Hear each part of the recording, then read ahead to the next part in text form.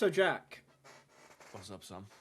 you know how we happen to be knowers, but like Knowers of things. a lot of people aren't knowers, Notices. especially the Lots of people don't who. know. Oh, we do notice as well, but the people who watch this podcast, they belong to the great and washed, shall we say? So, shall Typically, the unknowers are the most vocal as well. I find Yes. on So, on X.com. should we? Don't say X. Anyway, should we cleanse Anyway. them with some knowledge? The knowledge soap. Yes, I bring So- sponge and soap. In the last week, NiKo posted an interview that he did with Freya. A tell-all, as they call it. A tell-all interview. Now I don't know about you. Nothing in it was surprising to me. I heard most of it, as and when it happened. But I do feel like there's some things that are worth talking about because people won't have heard it. Yeah, I think we're privileged in that sense. So, as the pro, there was definitely some groundbreaking statements, should we say, or at least light was shed on decisions. Yeah. Tell me news. So one thing he spoke about was that he didn't feel like G2 fought to keep him. Now, the ex-girlfriend nature of that aside, what I thought was interesting about this is that, Charlie, if you just pull up the tweet for us, please, mate. Pekka then posted a tweet about it, like clearly being all mysterious and shit, and it says, "Perception shapes reality, but it does not define truth. Every person sees events through their own lens. What feels true to one can be incomplete, selective, or simply wrong to another." Now, I don't think Pekka's vocabulary is that good, so that's ChatGPT for sure. well, potentially, but No disrespect. So here's the thing, right? I think that NiKo was probably going to go to Falcons regardless of if G2 had fought to keep him or not. I think that just was one of the most inevitable transfers. Probably. But here's the thing, right? G2 didn't fight to keep him. And I know that. I've been told that by multiple people. Well, I think there's also reasons why they didn't, right? Because I imagine he was very, very expensive to keep on your team. Well, yeah. You should probably have two players for what you're paying him. Which I think, G2 probably are in a better financial position now with worse players. Yeah. But also, there was an actually active thing within G2, and you can look at this with the team they have, apart from one member of that team, but that's actually something I can't talk about. Where G2 wanted less egos on their team, and one of the biggest egos in Counter-Strike, even though he is a nice bloke, despite what everyone thinks, is NiKo. So they were quite happy to see him go. He's one of the few who's allowed the ego, though. Oh yeah, like Elise, absolutely. Nah. But NiKo, have it. That's fine. I'll yeah. allow it. So they definitely did want NiKo to go. They were very happy to see the back of NiKo. So I think also Pekka's tweet does miss a point, though. It is like he's saying perception shapes reality. Like, yeah, but NiKo is just saying, yeah, I felt like G2 didn't fight to keep me. Whether G2 did or not, that can't be wrong. Yeah. Or selective, because that's his personal experience. So you can disagree, but I think it's a bit silly to be like, oh, it feels true, it's incomplete. So it's like, no, it feels true because that's how it feels for him. That doesn't mean that's the case, right? But, feeling is subjective, right? Yeah, absolutely. The therapy podcast. There's then the convincing Monacy to join Falcons part. Now, I don't think that took much convincing. I know there was the Tier 1 event concern that NiKo had, and it's why he stayed on G2 for a bit. But from what I've been told, and understandably so, Munacy wasn't exactly happy playing on a team where Snacks was the IGL and Taz was the coach. So I don't think it took too much convincing. I'm pretty sure G2 were about to implode if Munacy didn't leave. Yeah. Like, yeah. And you know, the bromance is real. What, you know, regardless of the weird people on Twitter, they do just they are like kind of brothers at this point, right? I think they do get along very well. So it was probably inevitable that where NiKo went, Munacy would follow, I would say. Yeah, 100%. And then the interview, he talks about giving up his roles for Kaisuke and how Kaisuke is one of the only people he'd give up his roles for because he's one of the only people that would be better than him in them, which is like, yeah, no, fair. Fair enough. Yeah. I'm not going to argue with that. And then he talks about like the role balance of Falcons and how him and Tessez just need to get a little more comfortable, but the role balance is fine. It's like, you are fucking lying through your teeth, bruv. Yeah, that's a PR statement. That's been written by some Saudi overlord. But are they the same ones other that puppet you for every graphic you ever meet for ESL? No. Are they different? Do you have different Saudis? No Saudi hand up my arse currently. Oh, okay. Oh, currently? Yeah. Is that because you're currently in TLDR mode? But as soon as you go back to ESL, they're just... Yeah. No, exactly, yeah. All praise be to MBS. Yeah, no, I mean... Listen. I'm listening. As soon as Falcons cut Tessez, which they will do, HLTV will do an interview. They said with they NiKo. won't, which means they won't do it. Oh yes, of course. When's the team HLTV ever lied? are going to do an interview with NiKo. At which point, this interview will be brought up, and NiKo is going to have to, very cleverly backtrack it. And I've been there when HLTV have done these interviews, and it's very amusing to witness because I watched NiKo when they were talking about cutting JKS. It was World Final 23.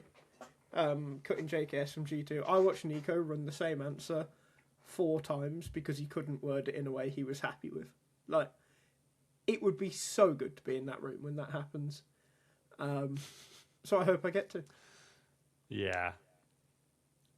It's a difficult anyway. one, but, going on the record is very silly, I would say. Don't do it. Yeah. Especially when you don't have to. But anyway, in actual roster move that has happened... also, sorry, what prompted this interview? Why is he just hired Freya to just... Or just why is Falcons hired Freya to just do this massive interview? Like, no one... That is a good no one point. asked. That is a good point, actually. Like, is this just a bit of PR? Like who actually... Who asked? And also the fact that Freya interviewed him, not that she's a bad interviewer, right, but because she's not she's not her own website, right? I'm sure the questions are probably given to her, right? I think, opposed Charlie, if you scroll up and you actually click on the video, copyright strike. Well, no, not the actual video itself, you twat. Make that small. Great producing. Go on the description. I promised this one a while ago.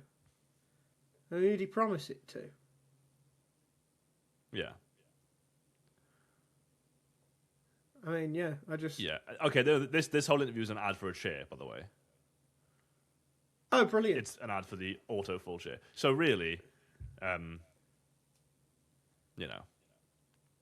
I'm pretty sure this one's Falcons. At the end of the day, this is just all PR. This is just an ad, and we're all talking about it. So they were. Yeah, I mean, succeeded. Look at the timestamps. The 58 minutes working with Razor, Zowie, and Autofull. That is good, isn't it? They get 2 minutes at the end. 2 minutes at the end of the show. Brilliant. That is good. At least we do our ad for our own newsletter halfway through the show. Anyway, right, transfer news that has actually happened. B8... You've forgotten something, Sam. Oh, God, what have I forgotten? Roll the bloody intro. Oh, yeah, roll the intro. Fucking hell, we Done got it one of again. them, haven't we? Done it again.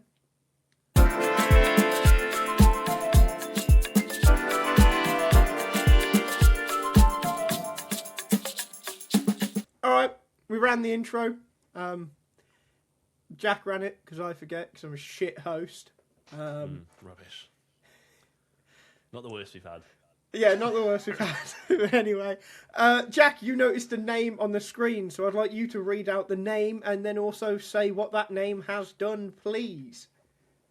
Yeah, Mikhailo Nazari Segukawa Bybel Good name. has replaced Mr. Hedrick on bait. He was the academy AWPer for bait, or bait for bait academy, and I got the roster list for I Am Krakow, and I looked at it and I said, "Who is this?" Because normally when you see the subs, you generally have an idea who they are. I didn't know Beta had an academy team for starters. No, I didn't know. But go on his HLTV profile, Producer Charlie. Yeah, this is good. This is really good. It just goes to Twitter because he doesn't have an account. He doesn't have an account. Has a page on HLTV, Which means, by the way, which is excellent. For people who don't understand what that means that he's never played a game worthy of being recorded by HLTV. So he must be really good. So go back 8 months, 9 months, and you've got Molodoy getting signed by Furia, who fine have like loftier ambitions than Bait, I'm sure. But Molodoy getting signed by Fury after like 50 maps, 50 games on HLTV, whatever it was. Segukawa has 0. Nothing. And he's being thrown into a top 20 team? A Bait top 20? I feel like they might be higher than that, he must actually. be proper good. Go on, VRS. We don't care about this HLTV nonsense anymore. Top 10! He does now have an HLTV page, only because of him being in the game list for Krakow. But yeah, that's it.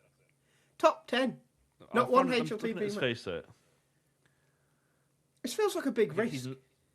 He's 96th in Ukraine, so he's not even like he's like top 1500 EU. Wait, send it to Charlie. Yeah, let's look at the last. Charlie. Let's look at the last 3 games he's played, because I'm so intrigued by this now. I didn't think to look for his face. Yeah. What you got for us? I do love the new UI. Yeah. Face it also says we don't know anything about Segukawa, which is just brilliant. But yeah, top 100 Ukraine, top 1500 EU. Those aren't prodigy numbers. They're good. They're simply good. But I mean, he's also like they must. Because here's the thing, right? So I went to school with a guy who, for every year that we were in high school, he was number 1, and for a couple of years after that, until he started working full time, he was number 1 on the Call of Duty leaderboards. Like, he actually legitimately probably was the best pub stomper in COD on planet Earth. And there were multiple teams that reached out to him to, like, have trials with them, play a couple tournaments with them, and he fucking sucked. He was so bad, right? Like, then we used to play, like, GBs, like, a group of us in my class. He was, like, the worst out of the 4 of us that would play it, but would drop and get, like, 3 nukes every game that we ever played. So I'm looking at these stats and I'm wondering, maybe this guy's the inverse of that. Because his stats aren't like he's fine. Terrible, but they're not great. So maybe if you take him out of the pug setting and you put him in the team setting, maybe that's when it all just clicks. Or they benched Hedrick, someone's built him, and they haven't been able to find someone else because the open market is fucked. But who's going to have bought a Hedrick in the nicest way? Hedrick's been in like dire form for a while. Yeah, I don't know anyone who'd buy him, but I don't know what. I'm excited to see this game. They're playing NRG in their opener at stage 1 of Krakow. I mean, that's a nice debut, which they should win. Yeah, it's a game you've probably got a pitch, fair shot at. But who is he? Who is Mikhail Nazari Bybel? He's probably the most intriguing thing in Counter-Strike right now. is this guy's first game for bait. I'm really looking forward to it. It's like, what's his name? Where is Bum Farto, the t-shirt? Who is... What? Producer Charlie, please pull this up. This guy was like some like mob boss in like the Florida mafia or some nonsense. His name's Bum Farto, and then they started making T-shirts that just said "Where is Bum Farto" on them. Right. Okay.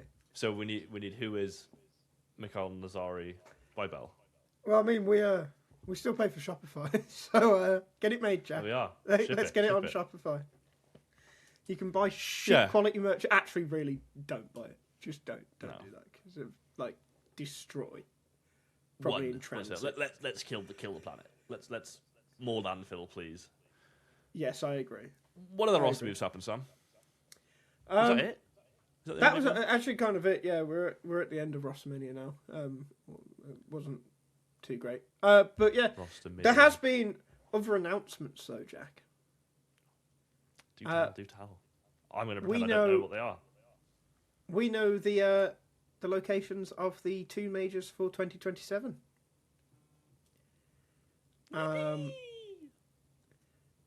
So no, we're good for EU viewership. Well, you say that. China's alright. So the first one for 2027 is Buenos Aires, which is only like a 3-hour time difference. They're 3 hours behind us, so it's not actually that bad. You can make that work. Should we go to the Falklands for the major? Yes, we should. Absolutely.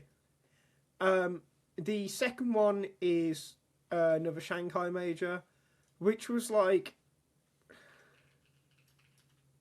Put it this, I'd rather like America's time zone than Asian time zone. Personally. Mm-hmm.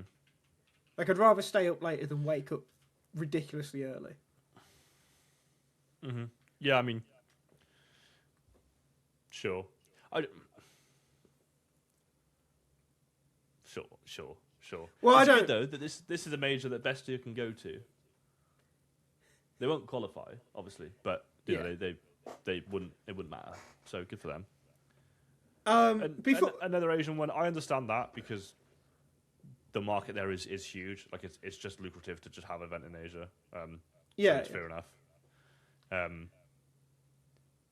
But then 2028 are also alluded to. Yeah. Which is Blast and DSL, which is nice. Mm-hmm. Apparently one in the US and one in Brazil or Australia, which means we would potentially go 5 majors without one in Europe, which I don't like. I don't like either.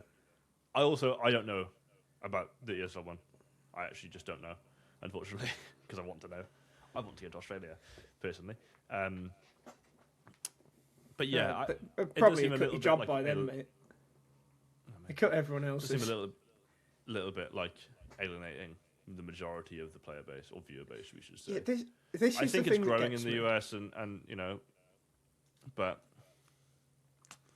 I don't know. I don't know if I like it. To be honest, like you're going potentially.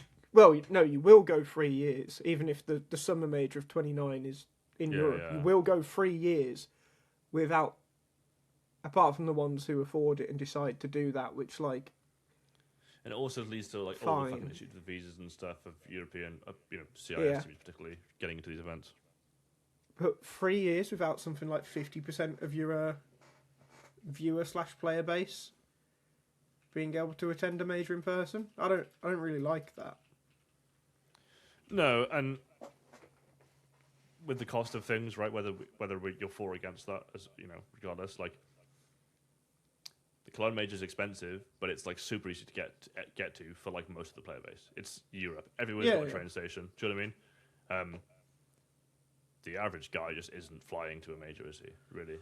I also just kind of think like it probably should be a yearly thing that there is a major outside of Europe, but that also means it should be a yearly thing that there is a major in Europe. Inside of Europe. And I think that's probably the way it should be. But outside of the geography bollocks of all of this, I did want to say I'm very concerned about the first major of 2027. It's a little bit alarming that the one event I know that Fire Esports did was in the subway station. So they've been running Which is tournaments. cool. It's a cool gimmick, but they've been running tournaments for a little bit. The Subway Surfer being their biggest one last year, which I believe had like... I think it's Fire League 2024. Yeah, it's Fire League 24, I think, was the Subway one. Should be 4 teams. Imperial won it. No, it's a different one then. Oh wait, no, it would be 25. We're in 26 now. Keep looking, Charlie. Go on to Imperial's profile, Charlie, and then go in their event history. Because they won it. Which I believe was a 100k tournament. There you go. Fire League, Buenos Aires. This was the biggest tournament they ran last year. So yeah, we've seen them do an 8-team 150k tournament. But Ankara Messi. 100k tournament that happened in a subway station with 4 teams, and now you're going to go to a major. The thing is, well, like, you know, Starladder are an experienced TO. They're a TO that have run big events, and their major was still really messy as fuck. Bad. Really messy. And I get it. Like, this is not like shitting on them. There's so much that could go wrong in a major. Like, I totally get it.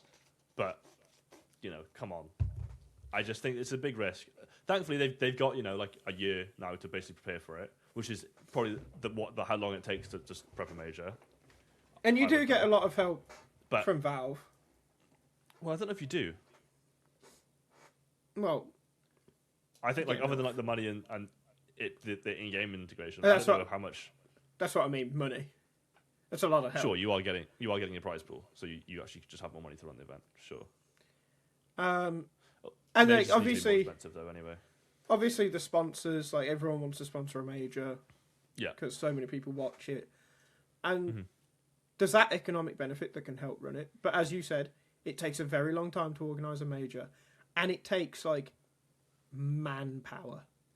And the one thing that Blast and ESL have that I don't think PGL has, I don't think Perfect World has, I don't think Starladder has, and I definitely know for a fact Fire doesn't have. Fire Esports, yeah. Is that Blast and ESL actually have just some of like the best in the business for this. And I don't know about ESL, but I know Blast don't really hire like endemically, like people within esports. They're hiring people who are like really successful in other areas of their field, Sports, like entertainment, or whatever. Yeah. Yeah, sports entertainment, or they've been doing marketing for fucking Disney or Adidas or all this shit, and then they come in and like, what are Fire gonna have?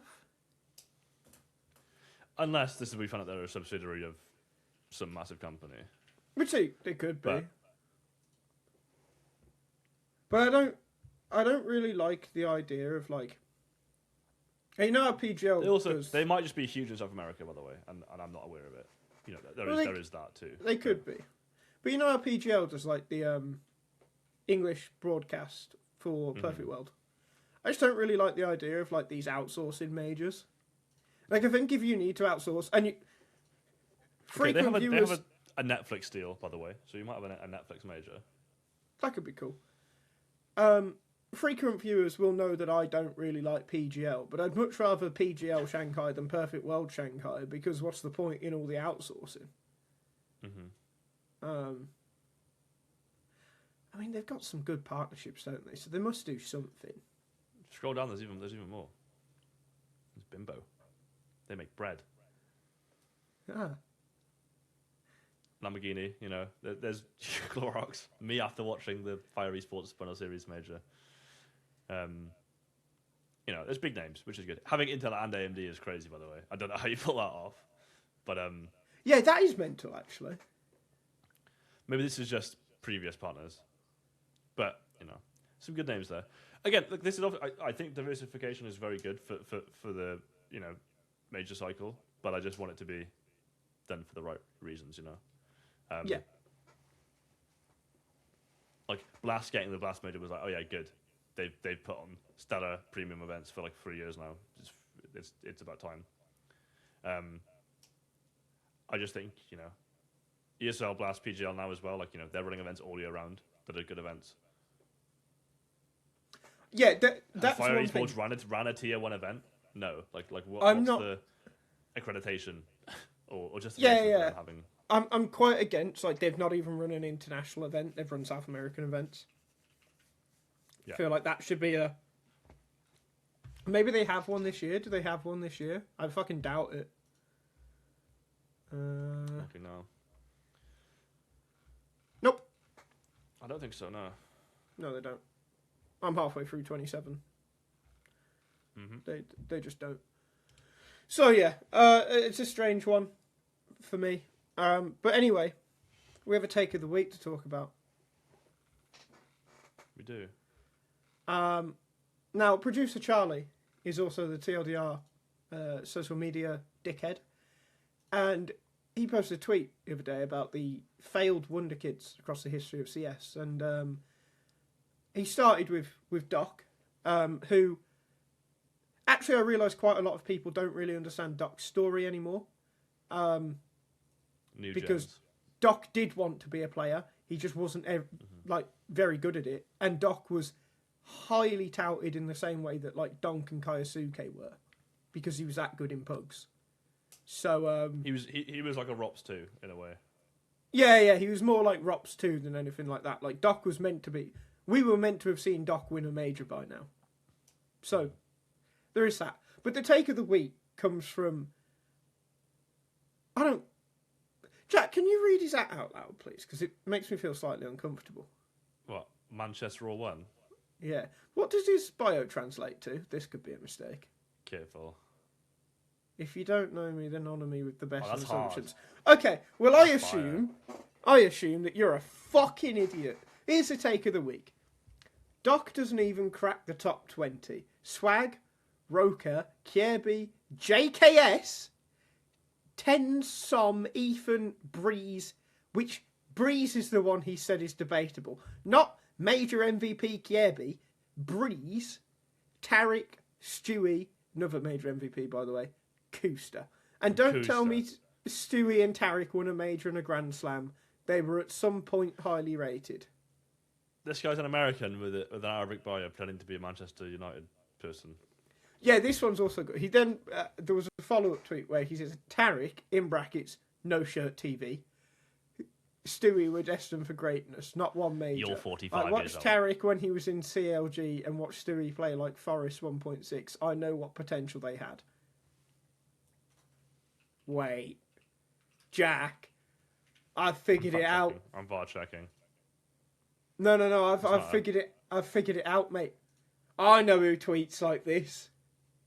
This is fucking Elliot's alt account. This is how Elliot tweets. I also like, by the way, that producer Charlie has like clearly hated a reply so much that he's felt the need to swap onto his personal account to reply. Just didn't even do it on TLDR. He needed extra conversation with this person. He wasn't going to be seen arguing on the TLDR Twitter. You are a company man, my boy. Just also, Stewie has never played professionally or semi-professionally in 1.6, so that is incorrect. No, but I think he's trying to say that he played on the same level as Forest in 1.6, which is just untrue. But anyway, maybe. I want to break these down one by one. Swag, fair. I'll give you that one. I will give you that one. Roker, kind of give you that one as well. Nah. Yeah, but I'm not like he's just aggressively against it. Other than like the two that like make sense, like Cube and JKS, he's just listed Americans. Like, what? They were good in NA. When is it ever translated outside of North America? Apart from but still, just for the sake of this, right? Kierby, major MVP, so you can get fucked. JKS won Cologne and Katowice, and before that he carried an entire region on his back. Two Katowices. Two Katos and a Cologne. So yeah. So let's leave JKS. Tens is an interesting one because I actually think it's kind of valid. Well, he just went to play a different game and became really good at that. Same as Ethan. Yeah, but he wasn't particularly great in CS. He's just a fucking aim labs guy. Like Tens, all those fucking weirdos who just play aim labs all day. Tens has a much higher peak in Valorant than he was ever going to have in CS. Some probably the same thing. He's retired now. I haven't thought about Som in maybe 10 years. Maybe 6 years. Some ended up being really, really good at Valorant. Ethan. Good. Ethan achieved. Valorant, right? He's not the GOAT, but he's the only one to win 2 Valorant champions. So he's up there. Yeah, no, he's certainly up there. I think it's probably too early to say there's a GOAT of Valorant. Valorant Dupree.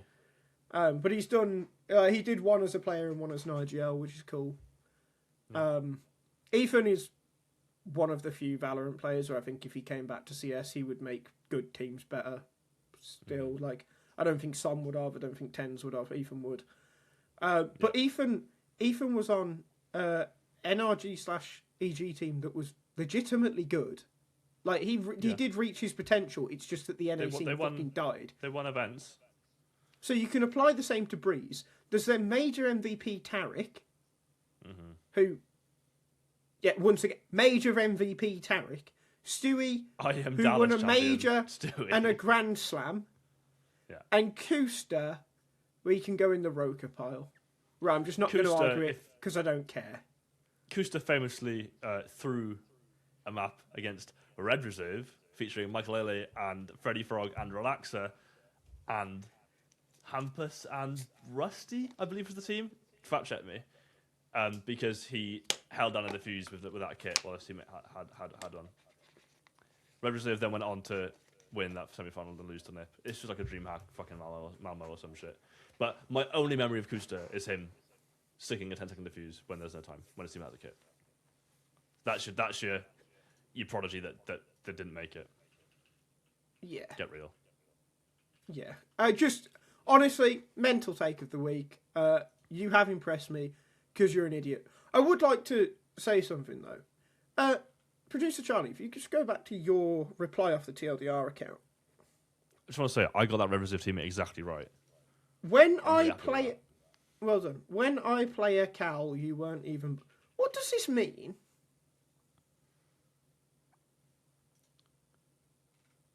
It's like Canadian Amateur League or some fucking nonsense. You think this kid knows what Cal is without... Like, what is it?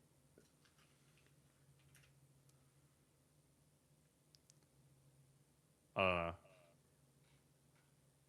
This kid, yeah, correct. This kid doesn't know because you just, like, I don't know, brought something up. Try... Cyber Athlete... Yeah, that's CPL. Yeah, that's CPL. Maybe it's that one?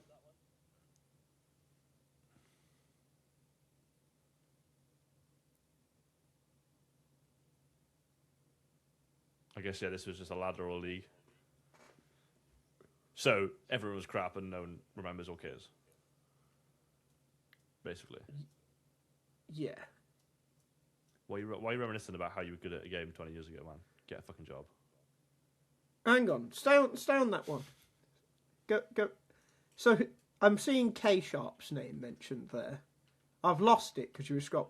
Frod's name's mentioned. These are legitimately good players. So there were some decent players, and this dickhead was a fucking nobody. But he's mentioned Cal I was mostly pros, and then M was something else. Right. But he's mentioned it in hopes that you'll then Google it, see these type of names, actually know who they are, because a lot of people won't really know much about K-Sharp, but probably K-Sharp, but not Frod. And no ball knowledge. And then we'll think he's legit. But if you post a tweet like that, no one will ever think you're legit, because you're a fucking dickhead. And with that, we've got an ad to run. So Jack, do you find it hard to keep up with all the news in Counter-Strike? I do. I took a weekend off and I came back to 6 new IGLs, 3 retirements, and apparently Navi's Waterboy got picked up by a top 20 team. Right, that's why I've been relying on the TLDR newsletter. It's a bi-weekly email that keeps you up to speed on everything in the CS scene, without needing to scroll Reddit for 3 hours while questioning your life choices. Yeah, it's like if HLTV had a baby with your funniest friend who actually watches every game. You get quick hits of news, spicy roster moves, upcoming match schedules, and even some insider gossip. All killer, no filler. And let's be honest, some of these tournament formats, you need a guide just to figure out who's playing who. TLDR breaks it all down, so you actually know what the hell's going on. Plus, it's funny. Like, actually funny. It's like reading a group chat between smart CS fans who roast everything in sight, but still care deeply about the game. So if your brain's full, but your heart still beats for Counter-Strike, do yourself a favour. Sign up for the TLDR newsletter. It's free, fast, and guaranteed to make you smarter. Or at least sound smarter in Twitch chat. Check out the link down below and subscribe, because the only thing more tragic than missing a major upset is not even knowing it happened. TLDR. You don't have time to read everything, but you still want to sound like you did. So Jack, there's actually fucking Counter-Strike on. Counter-Strike has returned to us, and I will It's say... not all been good, Counter-Strike, has it? But some of it, It's not some a- of it has. It's not all been good, but I've really enjoyed it. The games I watched, I'll be honest, I didn't watch them all because I've been a very, very busy boy. But the games I watched were good. There's even been a couple of quite fun Vertigo game, not Vertigo, Anubis games. PARIVISION and Forgot ENTS went to triple OT. That was good. Mm-hmm. And Vitality and Eyeballers went to double OT. So that was also good. Yeah, Eyeballers that for was the uninitiated is insane JW sentence. and friends. Yeah, and we'll get to them. The team I wanted Yeah. to start with, though, is a team who lost on day 3. So they went out in the first round, is NiP. They lost to Liquid in a 2-1 defeat, where Elige absolutely popped off on map 3. He got an ace of a UMP, and then an ace where he was juggling between AK and AWP. Just hard carried Liquid over the line.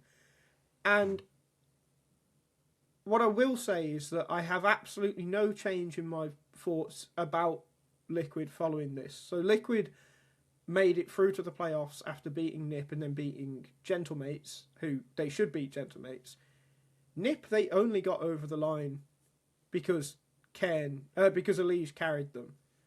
But NiP with Ken look legitimately good.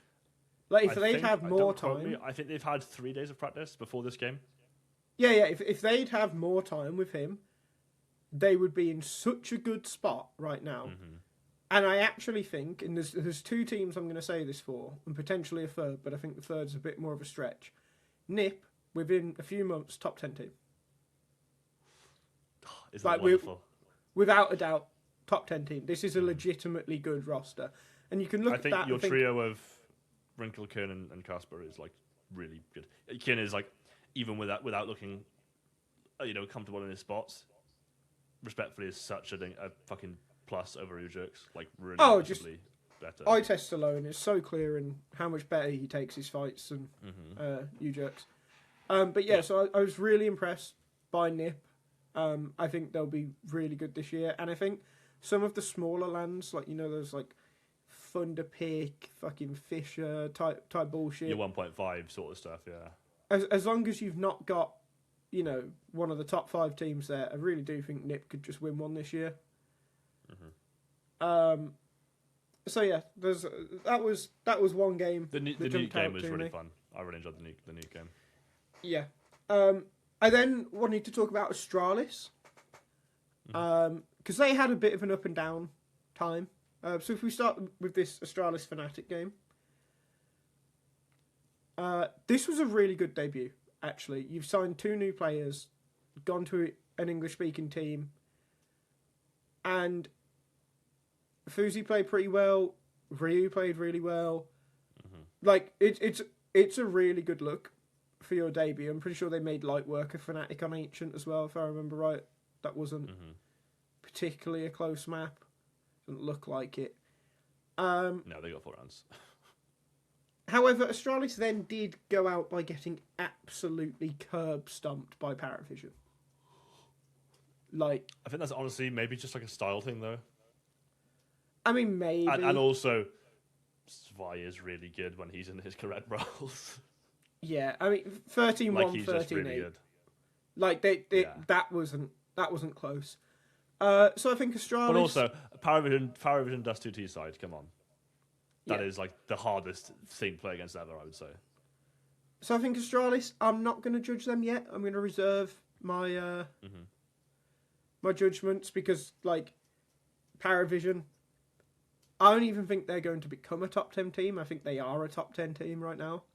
Yeah. I think they're really good. And we'll talk about them a little more in a second. Mm-hmm. Did want to mention Fnatic, though. They fucking suck. They're going to be so not bad. At all, really. Like, this isn't even me doing the fuck you because of Cypher bit anymore, right? I am. This is just a bad team. Like, this is a really bad team. Yeah. This is a team that either needs to have no Crims or no Jacasmo. And I know which one I'm keeping, because even though he's 74 at this point, but Crims is much better than Jacasmo. Jacasmo fucking sucks, man. Crims is also just, he's fucking a brand. Awful. Are you telling me Crims is happy on this team? You're telling me Swedish Viking Crims is happy playing with 3 Ukrainians in Madden? Is that like, really how he thought his career would go? It's so mental, man, this team, to me. Because, like, you let Blame F go. Like, I actually think this team, with Blame F instead of Jacasmo, I actually quite like it.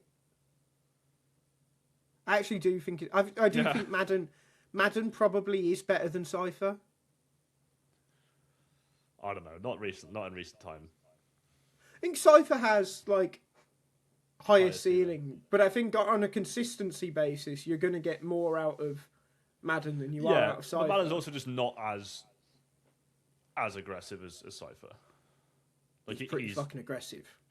Yeah, but I think Cypher was like kind of like obnoxiously aggressive. Yeah, ITB Cypher, should we say?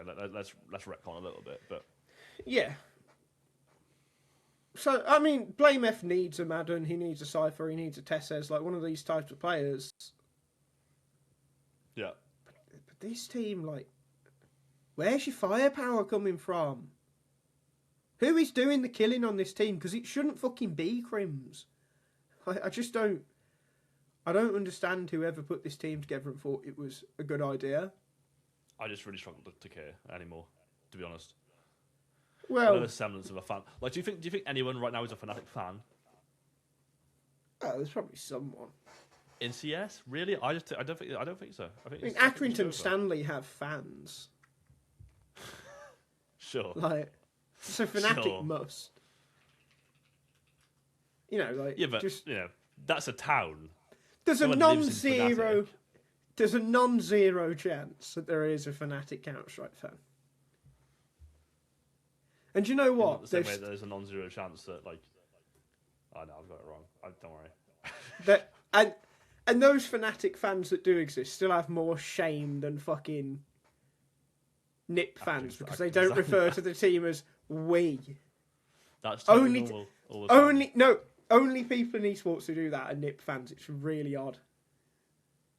We got Legacy. Only brand that has that kind of decade plural of history. Might not be the only one. I think Liquids are old as well, but regardless.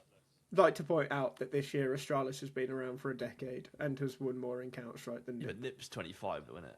I think NiP are 25, 26. They're bloody old. Unk. Speaking of Unk. Unk status. I don't. Snacks, that's my segue. Speaking of Unk, Snacks. No, we're not doing that. We're talking about PARIVISION first. I've got this all planned out and you're not fucking ruining it. You didn't segue it properly. Fine, go, speak. Right. PARIVISION, mate. What a team. Really what a team. And more importantly, Zwei. What a fucking player, mate. Click on Overpass, Charlie. Just Overpass alone, please, son.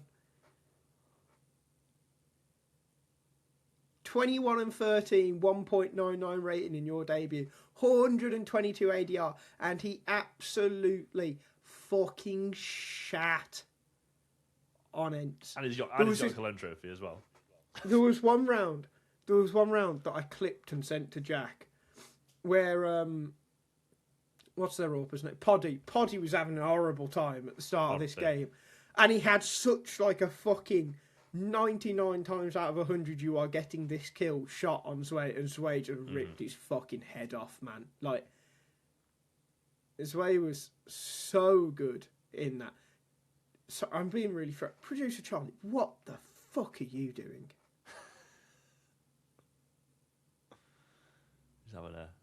I'm so confused. I just don't even know what you were trying to do there. But anyway, so I wanted to talk about Sway in conjunction with Spirit, right? Yeah. So Producer Charlie's doing all this searching, which is great, because in a minute he's going to have to go back to HLTV and do as I tell him to do. Sorry, audio listeners, because this doesn't have this all means nothing to you right now. Right, so just for context, actually, while we're on this, Producer Charlie has spent all this time, he's now scrolling through StatsMeister's Twitter just to discover things that he could have otherwise found on the HLTV page that he was currently on. He doesn't know how to navigate it. Be kind. Yeah, I mean, PARIVISION at the major were very good. They replaced their worst player with one of the better prospects in Russia, who, granted, shouldn't have gone to Spirit straight away. I think we all agree with that. Yeah. And who's surprised? They're a lot better already. Yeah, and this is where I get onto Spirit, right? Because you see how good Sway is. And yeah, he probably did always need the PARIVISION move, or I don't know what the equivalent would have been before PARIVISION got to this level. Because he needed to move... Well, he needed to move after Austin, right? And yeah. PARIVISION weren't on this level after Austin.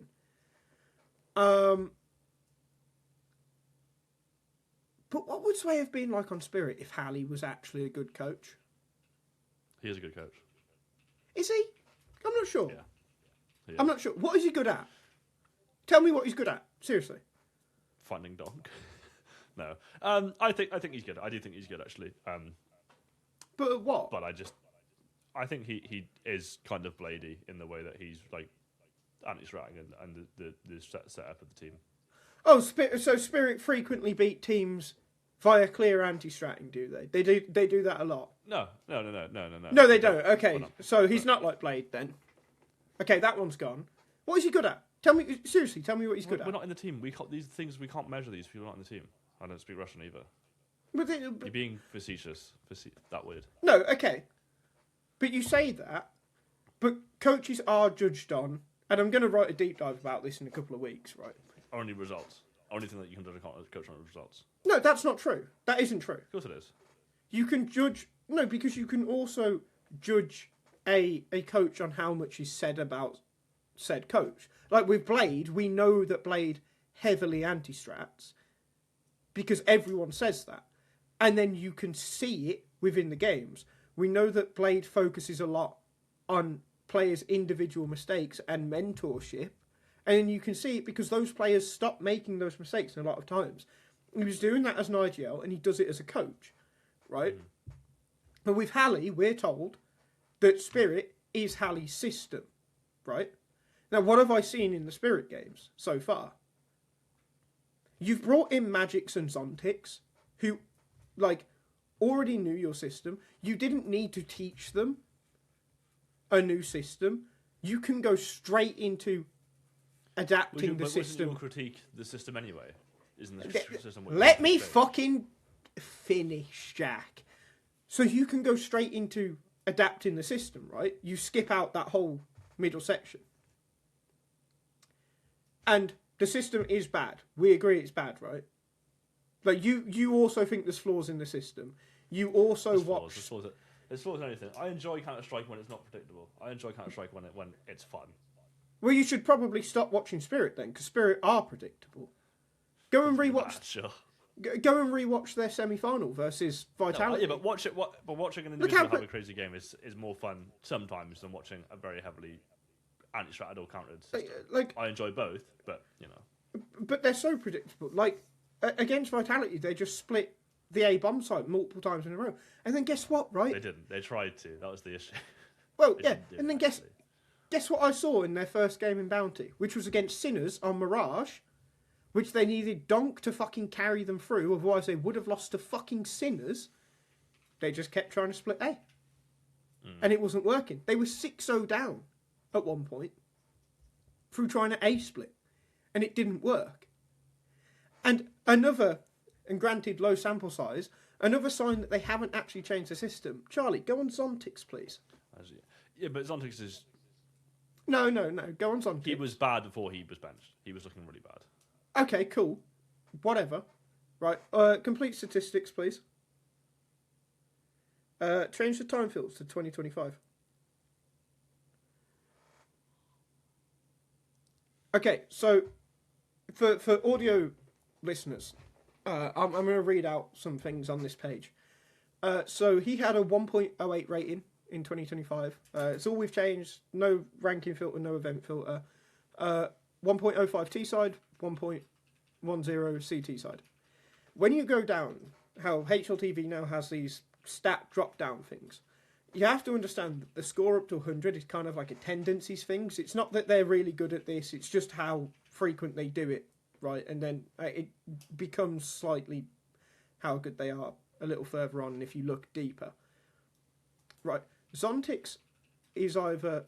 okay, I'll just read them all. Entering 29, trading 33, opening 35, clutching 54, utility 63. Change the time filter to 2026, Charlie.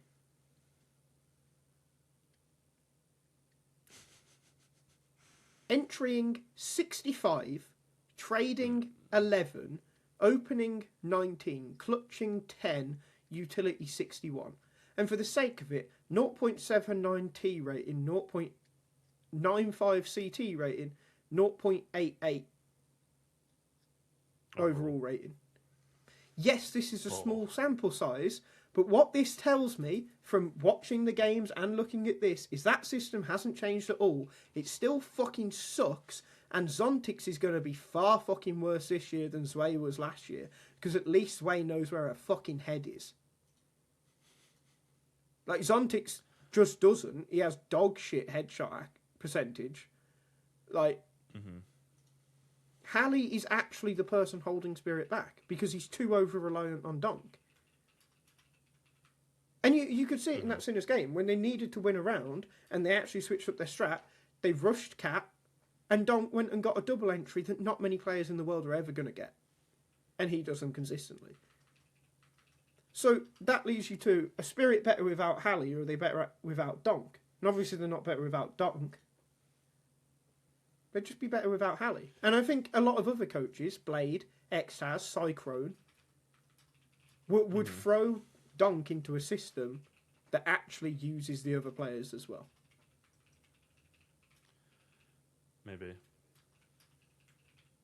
Like, I think it will become very undeniable in the next couple of months that Hally is actually just a problem for Team Spirit. I don't know. Maybe. I just... They play 2 maps. Let's give them a chance. 4, but, you know. 2 games. Yeah. But it's just the same shit. And I was speaking to Flows about it. And he did say something which I actually thought was quite interesting, in that he feels like on a tier 2 level, Hally would probably be the best coach. Just in the tier overall, because he'd give structure to the more unstructured parts of CS. Yeah. But within tier 1, it's just so predictable that he'll never actually be pushing Spirit forward. And I think that's really kind of. I do think there's a little bit, which is something I agree with entirely. But there's the whole thing about like the constant mid A splits, right? Some teams put a lot of emphasis on what's the word I'm looking for? I don't know, mate. Blank. Conditioning, right? Right. You want to condition the team to opponent to what you're going to do, rather than trying to win the rounds, right? They want to, their game plan is, okay, for the first 5 rounds we'll condition this play, so then later on you can go through this smoke and then you can get the openers because they'll rotate this way, right? That's probably what the game plan might be. The issue is obviously they do it over and over again. That's fucking cope, mate. You know. No. I think it's a thing. I don't think it's smart. But I do think, like, but you know that's bollocks. System coaches. You know that's bollocks because other coaches will condition and actually try to win the fucking round. Yeah, I mean, I think they're trying to win. They're just not, right? That's also the issue. But you're playing against good teams who, well, they played against sinners. Yeah, They can't even split the A. They can't even split the A-bomb site against sinners, for fuck's sake, who are crap. Like, yeah, Hally, you're a fucking bum. Get out of here. It's Eyeballers time. Yeah. So they beat FaZe, who I actually don't feel like spending much time on FaZe. Like, their team is fucking shit. We knew that already. They overperformed at the major and everyone thought they were good. They're fucking shit. Brokey, 29 and 38 against fucking Eyeballers. Grow up. But I didn't want to talk about Eyeballers. Unless you had something to say about FaZe. Free Frozen, really. Yeah, I mean, and Twist just kind of as well. Yeah, sure. I just don't care. But yeah, Frozen more Yeah. so. Eyeballers played some really solid CS. Bob XD looked pretty good throughout. But I wanted to actually give credit to JW.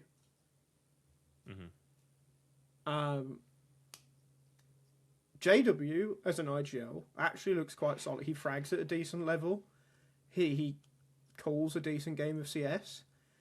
And it's actually made me, like, think about things, right? So I remember people were talking about when Dupree would retire. You know, what would he... Would he go and be an IGL for a lower down Danish team first? And Rain recently said he'd like to do that for a Norwegian team at some point, but he feels he can offer more at a tier 1 level. JW just kind of just went straight down to Eyeballers.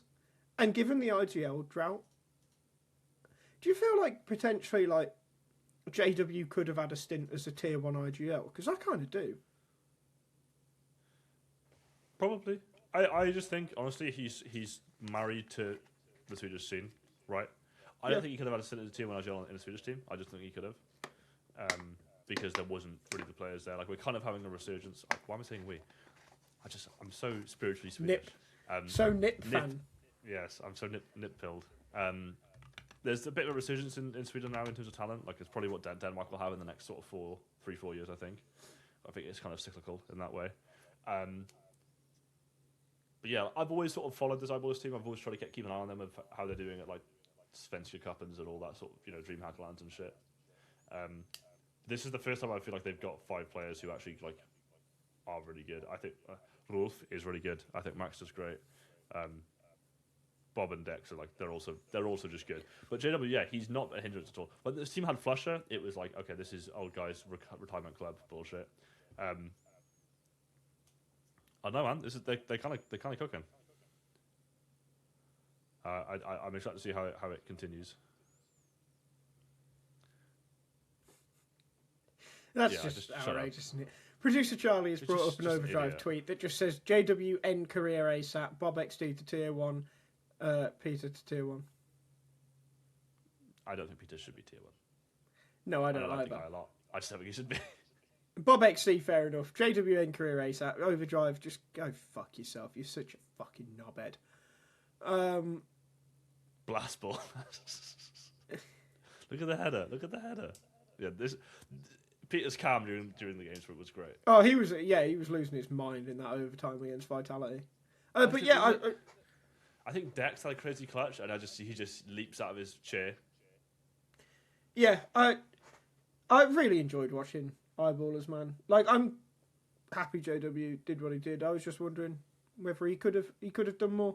But anyway, another big upset that happened is Na'Vi. They lost to Monty. Which, funnily enough, I actually don't really feel as bad about this one as I do the FaZe one.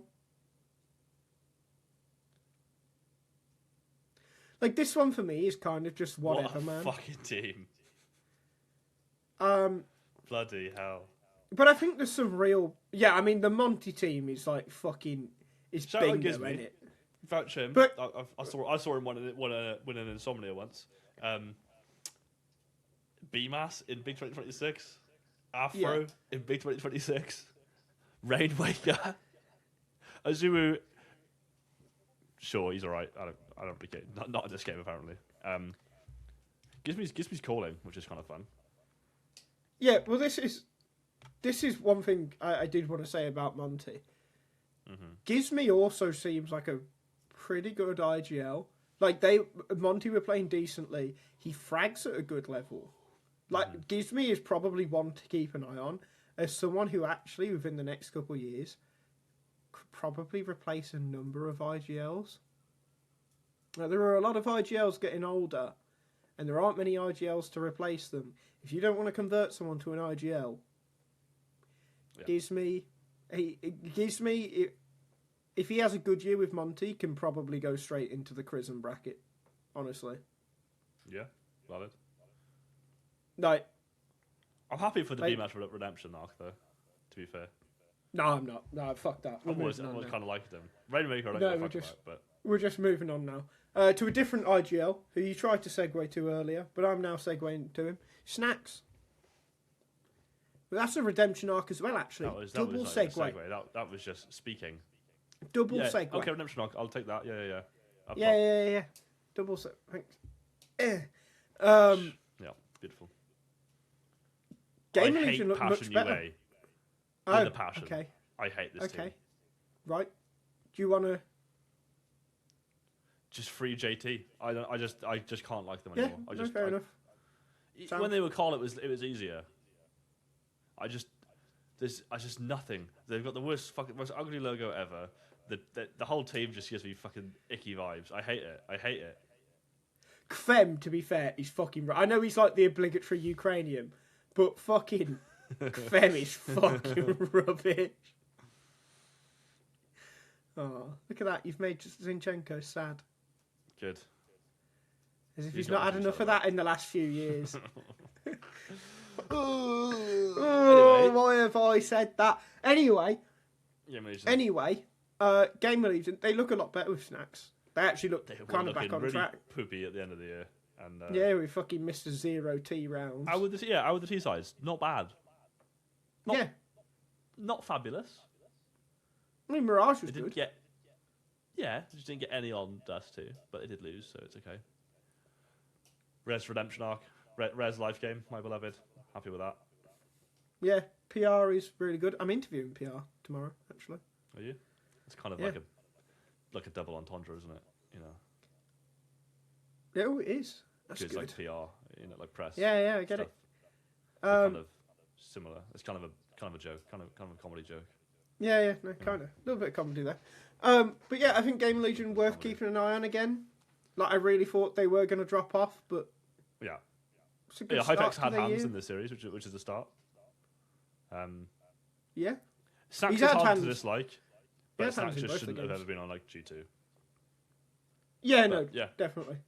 Happy for that. Game Legion then beat Aurora, who looked fucking awful the whole time, by the way.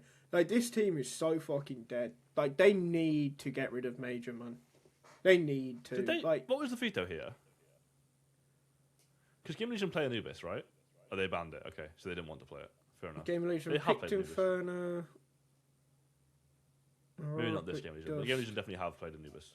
Like, the last time it was... Yeah. So, like, just fuck me, man. Just... Aurora, they just need to fucking... Die. Not die. They just need to go international. Again. Like, they absolutely have to. And as Maui Snake said, like, Aurora are in the unenviable position of clearly needing an IGL change with no notable options available. I don't even think that potentially is true. I think there probably is options. They're just unwilling to, to do what needs to be done, and that is but I think go also international. You need to change 3 players. This is the thing. Okay, maybe you swap out Soulfly and Major, and then you cope that Zentares, Woxic and Vicaria can like stick together as a core. But realistically, like 2 out of those 3 players are worth keeping an eye on. Are worth keeping. You can't replace 3 at once because you'll lose your VRS. So it has to be an incremental change. What IGL is going to want to join a team with 4 Turkish players who's not already Turkish, right? Yeah. It's just not going to be a comfortable place to play. Not derogatory, just like it's just will be weird. being an international team and you're the only international player is just shit. It feels like something that might happen after Cologne. Cologne goes badly after a rough season. Until, like, for that long. Yeah, Cologne goes badly after a rough season. They just say fuck it and blow it up. Yeah, it feels kind of inevitable. But who do you even say? Like, Centaurus is not worth as much as it used to be. Boxstick is, Ricardia is like all right. Maybe he make a bit off him, but I don't know. Another team that looked awful was M80. They got absolutely fucking used and abused by Gentlemates. It was really rough. It was really, really rough to watch. How many rounds did they get in total? 10, is that? 13-2 Mirage, 13-8 Inferno. JBA had a fucking awful series. Awful. Yeah, it's gone 13 and 28. Like, just terrible, mate. But that move, like, I know they've won. They win Mythical LAN. They've won something over in America. Yeah, the Flom one, the Flom Vegas, right? Yeah, but that move just didn't really ever make sense, did it? Like, in the nicest way. LAN and you've blown it all at the fucking MGM, and then flown over, or you've even flown. I guess, were they in the UK for this? In the EU? They must have been, right?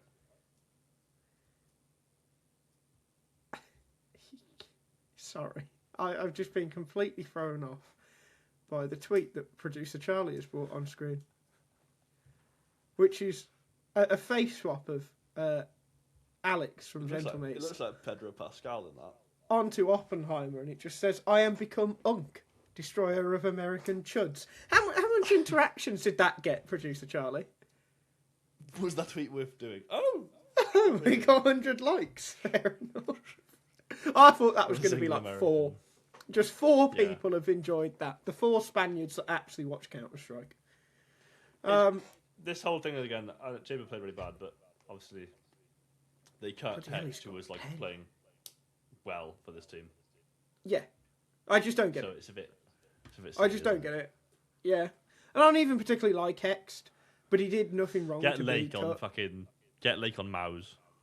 Get Lake on That's G2. that's my mate. agenda. Yeah, isn't he meant to be going? Oh, he Not should being go. another Amity player. Malbs is fucking awful now.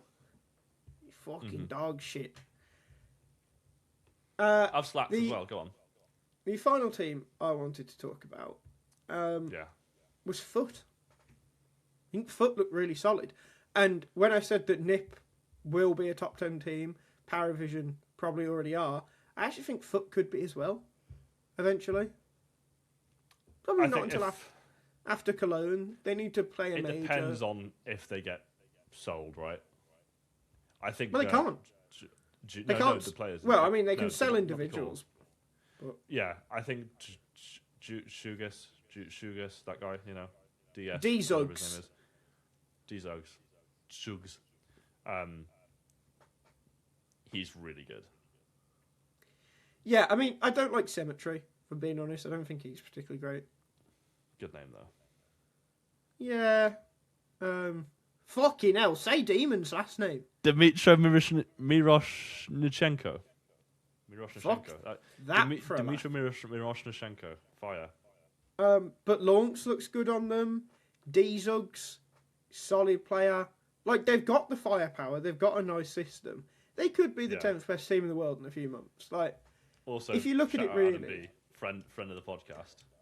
Good game, mate. Well played. If you look at it really, could you just go on the VRS rankings, Charlie? Like, FaZe, they'll probably stay in the top 10. The Mongols will stay in the top 10. B8 and Aurora are dropping out. 100%, they are both dropping out. Which means PARIVISION, NIP, Foot all have places they can capitalise. Yes, G2 will fight for that as well. But do you really think there's any other teams that will fight for that? Like, I feel like that top 12 is probably going to be pretty locked in a few months. Yeah, I'd say so.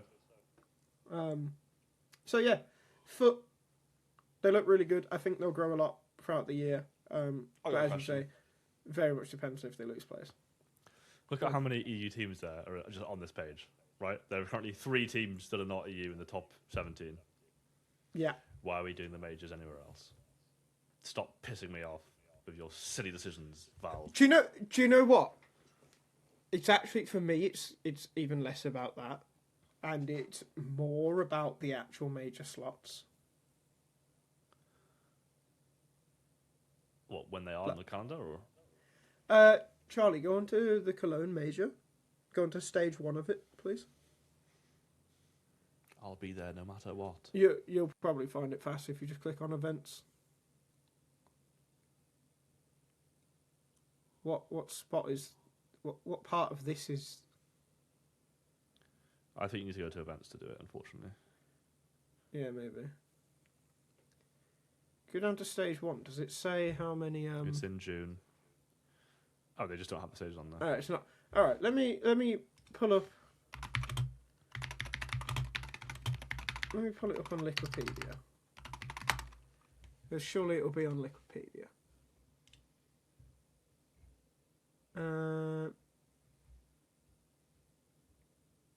No, it's just too big. Actually, there was... Charlie, there was... Click on that Europe gains an additional spot. That probably has a breakdown, doesn't it? Scroll down. Has it got one? Ah, there we go. Okay. So, no, back up. Back up.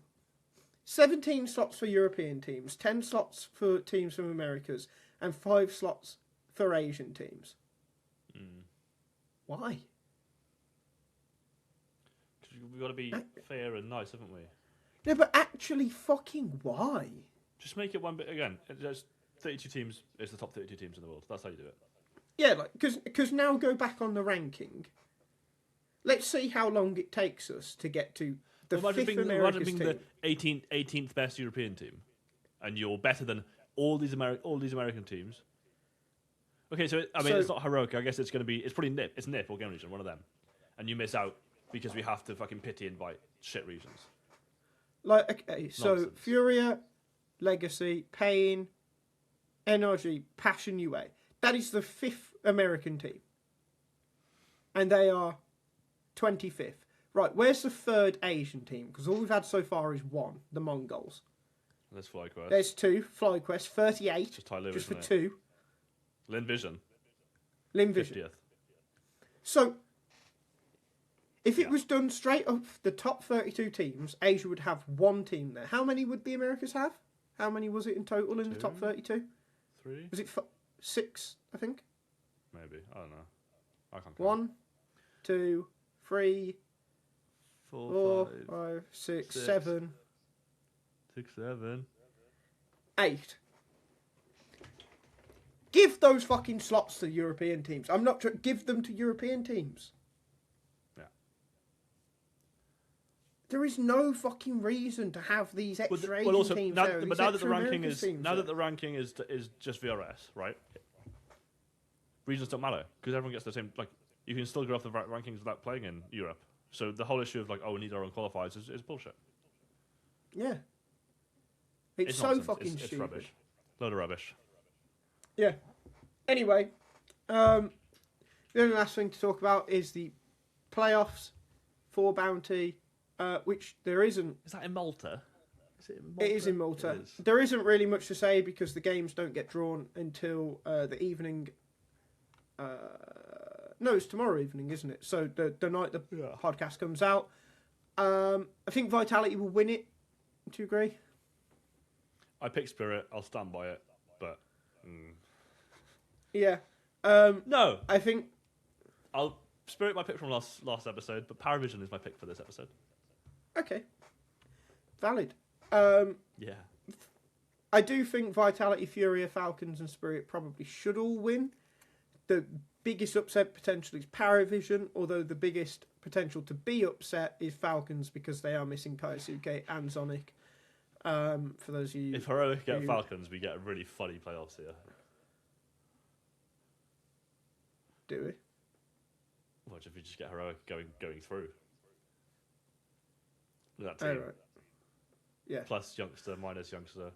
They've got no I AWPer. don't, This I event's don't know fucked, what isn't the it? seeding's like. I don't know if that's the seeding that they're in. Because that's current VRS rank, and it's done off Yeah, VRS rank of the invites. But it's a draw, though, right? It's randomised. No, it's a Or no? draft. Well, they pick No, again. so that. Yeah. So So lowest seed picks. presuming Liquid is the highest, Liquid will probably pick Pick Falcons. Yeah. PARIVISION, Then if they're Syria. second, I honestly think they pick Spirit. Banger. Point to Prove's Way plus James system, Mm-hmm. pick Spirit. And then Game Legion and Heroic, they're just like Poison Chalice drinkers. Yeah. Sure. But yeah, It's good for I will be back. I like the spicy bit, you know, the old. I like it, but I do think that, and I'm not sure how you change it, that maybe 32 teams is too many, because you do get quite a few games where it's just like, you don't really need to watch them. Like, I watch them because they're just like, You have it's to. my job to. Yeah. Like, especially because I work for Blast, it is my job Yeah. to. But at the Yeah. same time, like, come on. Like, some of these games fucking stink. Like, Falcons versus Ecstatic. PU. Let's grow up a little. But yeah, I'll be back next week. You won't be, because you're That won't be, because Going next to- week going to real stuff Krakow. happens. Big event. I've got a very fun guest lined up. There's a good chance he's here for 2 weeks. So you'll see him then. Other than that, I've been Sam. I hate the great unwashed. You should all be glad you've been cleansed by my knowledge waters. Knowledge soap. Knowledge soap. He's good. been Jack, I have and he been. will I continue to be always Jack in Poland until he gets murdered I'll in be Poland. Jakub in Poland. I have paid for an assassin, and producer Charlie has also existed here. Produced. James has not existed here, but he shall exist within the thumbnail in our hearts. You really Goodbye. I'm really bad at ending the podcast. Yeah. Bye. See you next time.